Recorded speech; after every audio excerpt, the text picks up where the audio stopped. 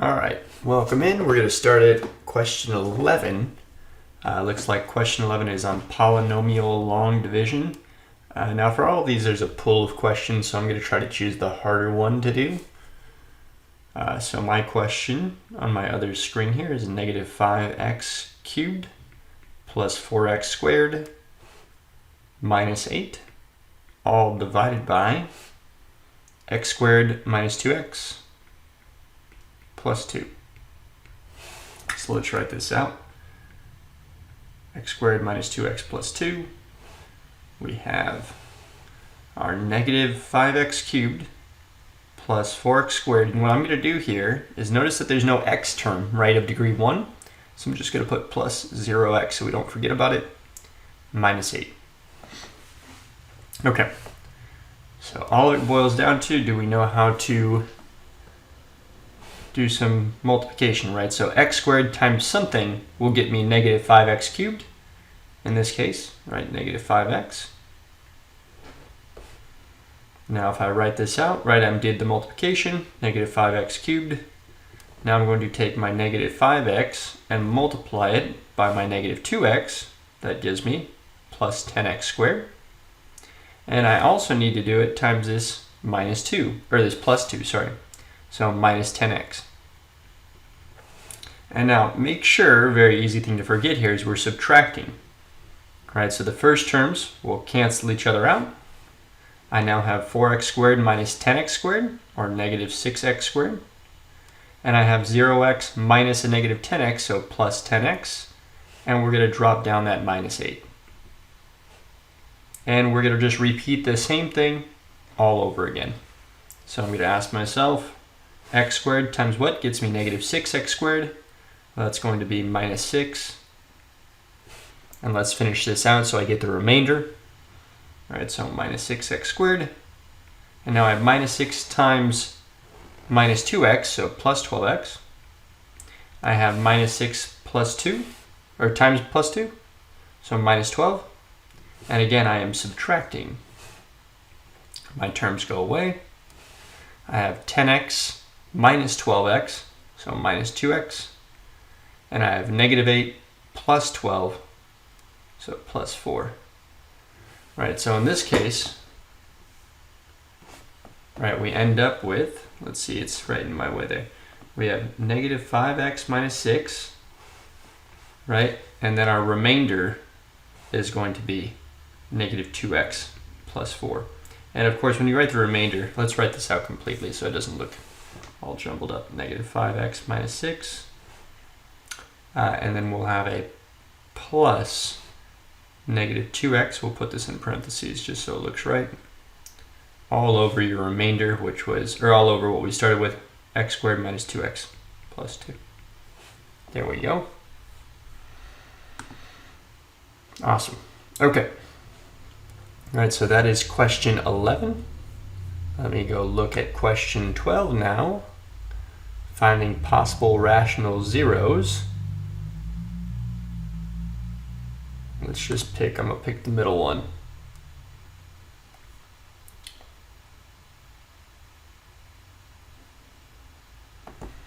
Okay, so the rational zeros, let me write this out here. Okay, first let's write out the problem, then we'll discuss the rational zeros. So this is 12. So I have f of x is equal to 4x cubed minus 16x squared plus 9x plus 9. And so to find all the possible, let's start off with this, because this is what we're concerned about first. Possible zeros, or rational zeros. We're going to look at all the divisors of 9. So in this case, we have plus or minus 1, 3, and 9, divided by all the divisors of 4. 1, 2, and 4. And now we have to come up with every combination here. So in other words, we have 1, we have 1/2, we have 1/4, we have 3, we have 3 over 2, we have 3 over 4, we have 9, 9 over 2, and 9 over 4. Okay, and I'm going to give you the short answer here because I don't want to spend too much time. This part does take a little bit of time here.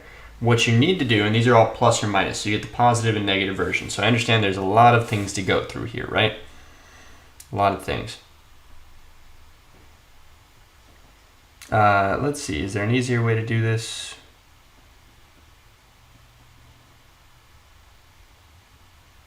I think it wants you to use the rational zeros, but we could also probably do this factoring. No, I think we need to use the rational zeros here. Okay, so luckily you will have a calculator. And what you're going to be checking is by plugging in these values, right? You want to see when I take a value and I plug it in, if I get it set equal to 0, right, then I know that this is what's called a rational zero or a 0. Right, so this will help me find all the possible zeros. And so I need to go through my list, iterate through your list by plugging in all these values. Right, I know this part takes a little bit of time. Plugging in all these values. Once you find one of them though, you should be able to break down the rest of the function. Meaning, for instance, I'm going to give you one and I'll show you the quicker way, right? So you don't have to plug in all of these. So let's say you find one of them, right? That's your goal here, is to find one. And so I find, let's say, the 3, right? In other words, when I plug in 3 to my function, right, this is 4, 3 cubed. This is my original function. I'm plugging in 3.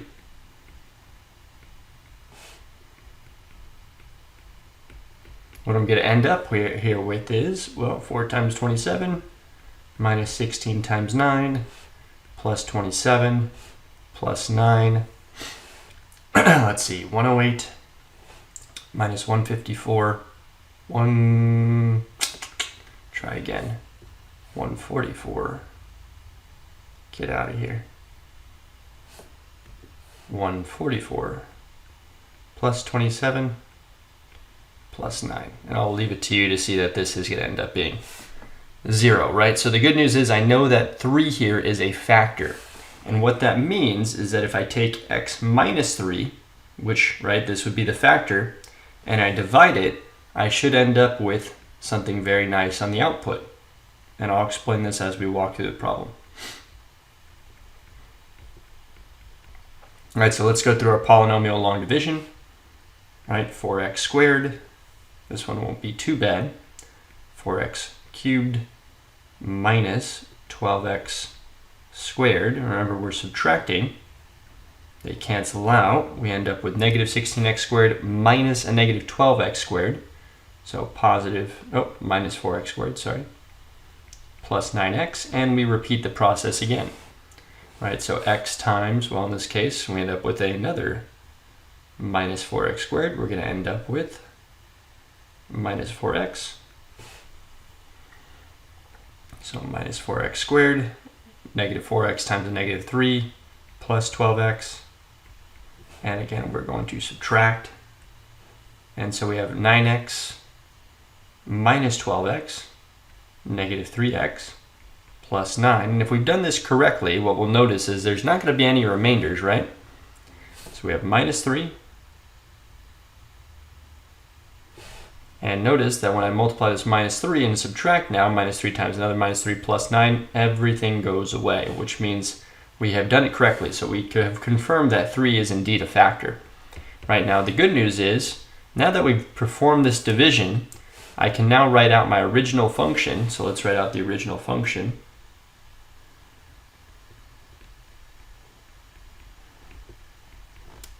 Right, as a product of this factored version. So x minus 3, and then 4x squared minus 4x minus 3. Right, and now this boils down to, right, if we can factor this thing, right, now you don't even need to go plug in all the other numbers. We can just factor this. This is a nice quadratic. I believe, let's see, this is going to factor to a nice, I think we need a 2x here, a 2x here, and we're going to need, let's see, we need a 3 and a 1. One's negative, one's positive. I don't think it matters, right?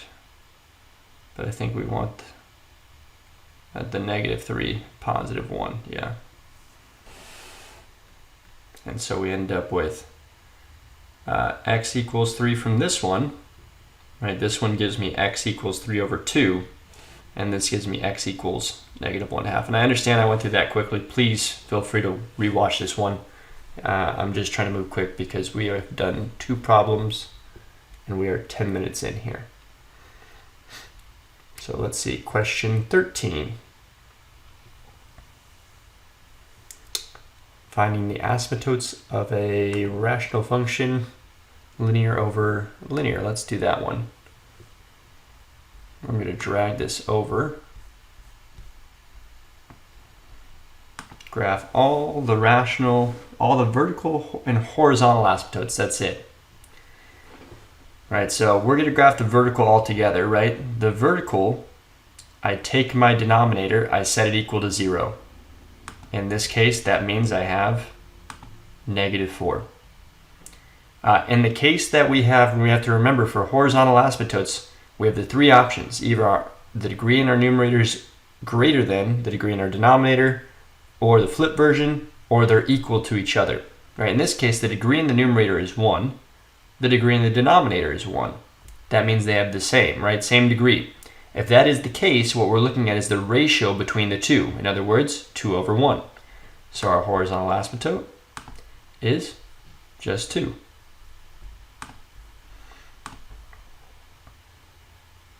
Okay, we'll do the other version since that one was not very long.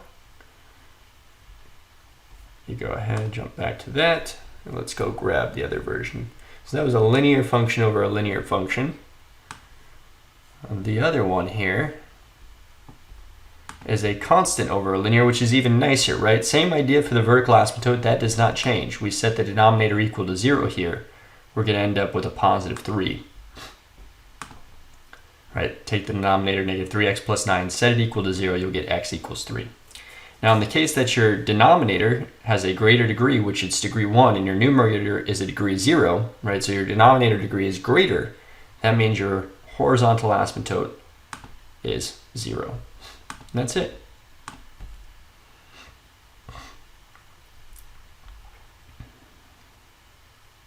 Okay, we'll go back to this. And let's go over to 14.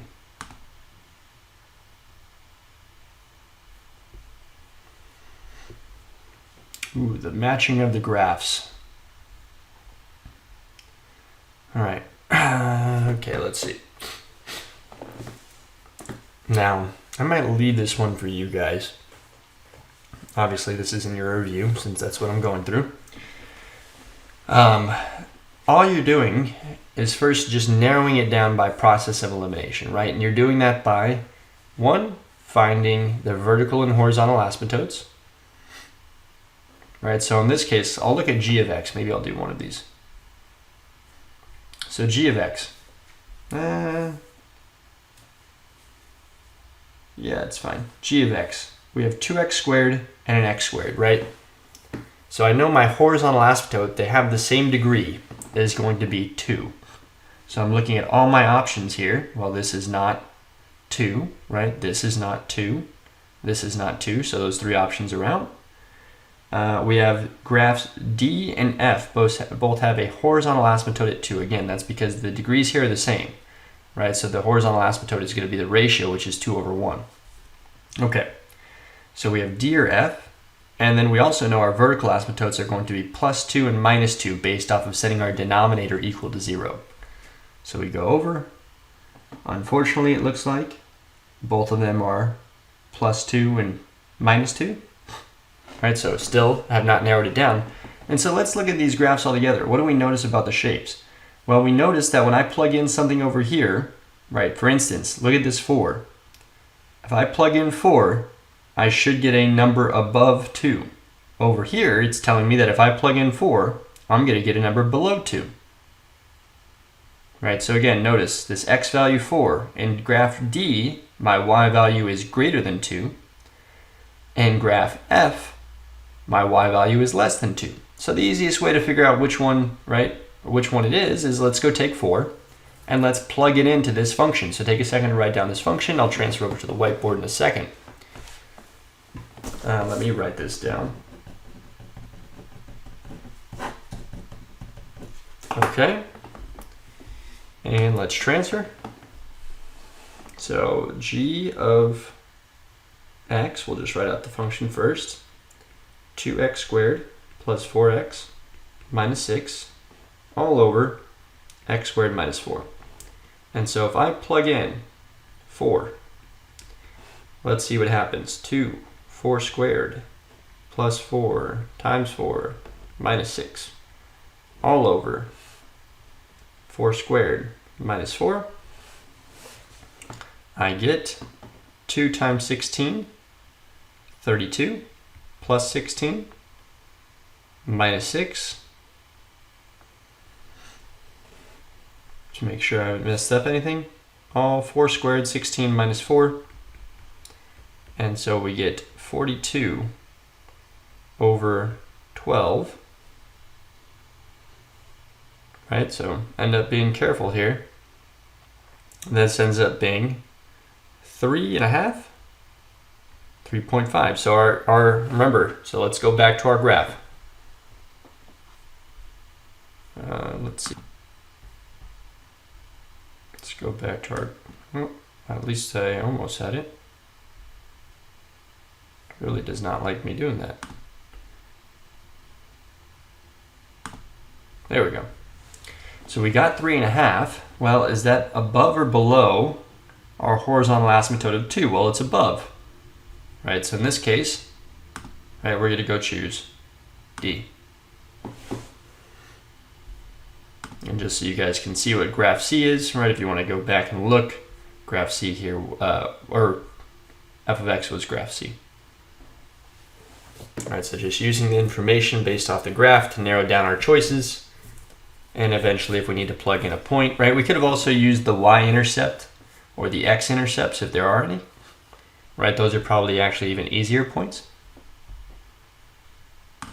Okay, let's look at the next one. This is 15, and this might be it for this video, just so it's a 20-minute video. And at least that gets you halfway through the exam prep here. The figure below shows the graph of the rational function f if it has vertical asymptotes. Okay, right, so write out all this information, then I'll transfer over to my whiteboard. Right, it has vertical asymptotes -1 and 3. Right, so immediately I know I'm going to need something between these last 3 options. Right, these all have 2 vertical asymptotes. So it's one of those. And a horizontal asymptote at y equals 0. What does that tell us? Well, that tells us that the degree in the numerator is less than the degree in the denominator. Now I know that the degree in the denominator is 2, right? So that means the degree in the numerator can either be 1 or 0. So now I'm down to options 3 or 4 here. And then it says the graph does not have an x-intercept. So guess what? I know which option it has to be already. It has to be this option. This one doesn't have any x-intercepts. My degree in my numerator is less than the degree in my denominator. And I have my 2 vertical asymptotes, which are -1 and +3. So this is going to be x plus 1 and x minus 3. So that's done. The only thing that I'm missing here is to solve for this a. Now, how do we solve this a? Well, I've read all the information except the very last piece, right? It passes through the point 1, 1. So for right now, it's just an a. But let's go ahead and find out what happens when I plug in the point 1, 1. So I'm going to go over to my whiteboard here. So right now I have this. F of x is equal to a over x plus 1, x minus 3. And it's telling me that if I plug in 1 here, I should get 1, which means if I plug in 1 everywhere, I should be getting a 1 out. And so now this allows me to go solve for a, right?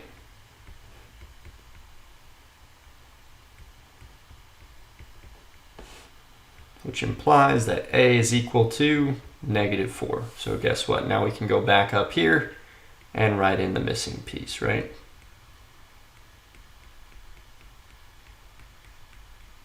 And I'll zoom out so you have a full picture there. And that's going to take us right to this 20-minute mark. Let's go back. We'll verify our answer just in case.